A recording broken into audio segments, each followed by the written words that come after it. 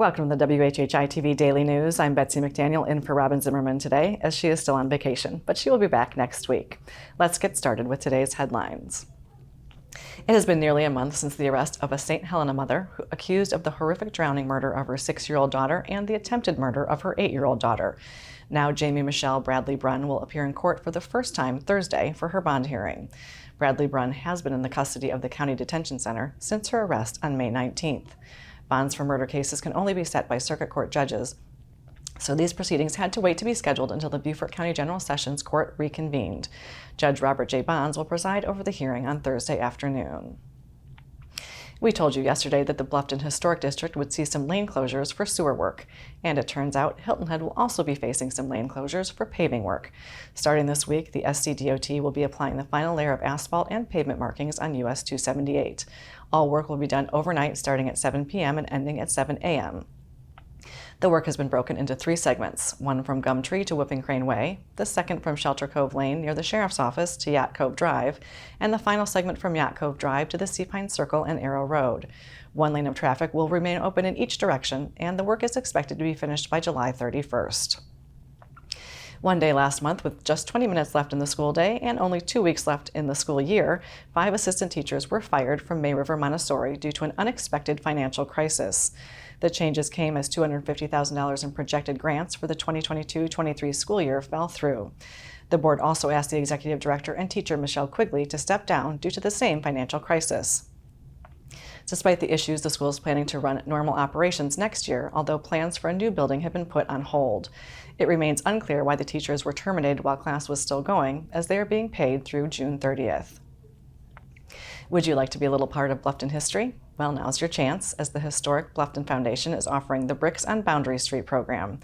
Purchase a brick for yourself or your business, or as a memorial for a loved one. Prices range from $100 to $225 each and will be placed on the path leading into the historic Hayward House Museum. Quantities are limited, so if you're interested, head to historicbluffton.org to purchase. And let's end today's headlines with something a bit lighthearted. We all know that summertime in South Carolina means peach season is here, and Chick-fil-A is ready to get in on a little bit of the peach action by bringing back their harbinger of summer. The peach milkshake is back on the menu for the 14th year. The company says the shake has amassed a staunch following over the years, which prompted them to bring another peach favorite out of retirement. The White Peach Sunjoy is also back this week. A blend of classic lemonade, iced tea, and white peach flavor, the Sunjoy is basically an Arnold Palmer with a peachy twist. Both beverages are available for a limited time. The media sources on your screen will have more on these and other stories, and we would love for you to like us on Facebook and follow us on Instagram at WHHI-TV. And if you have an idea for a news story, we'd love to hear it, so drop us a line at news@WHHITV.com. And now here's what happened last night in the Loco with Justin Jarrett. Hey, it's time for Last Night in the Loco on WHHI, powered by LocoSports.com. The boys of summer were back at it last night at Oscar Frazier Park with opening night of the 12U Ozone District Tournament, and in between lightning delays, it was a great night for the All-Stars from Hilton Head and Bluffton. Hilton Head rolled to a 10-0 win over Jasper County, and Bluffton routed Beaufort 17-6, setting up a winner's bracket matchup between Hilton Head and Colleton County, and an elimination game between Beaufort and Jasper tonight.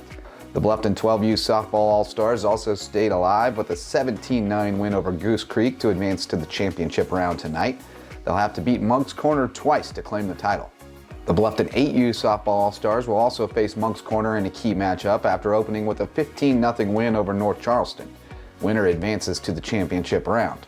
Hitting the links, there's a lot of Loco on the leaderboard after round 1 at the WSCGA Amateur Championship on Fripp Island. USCB Sandshark standout Ashley Mead fired a 4-under par 68 and held a one-shot lead over former Hilton Head prep star turned USC Gamecock Sophia Burnett, going into the final round with fellow Loco reps Camilla Burnett, Savannah Hilton, Kylie Bowes, and Robin Zatruer also inside the top 10 through 18 holes.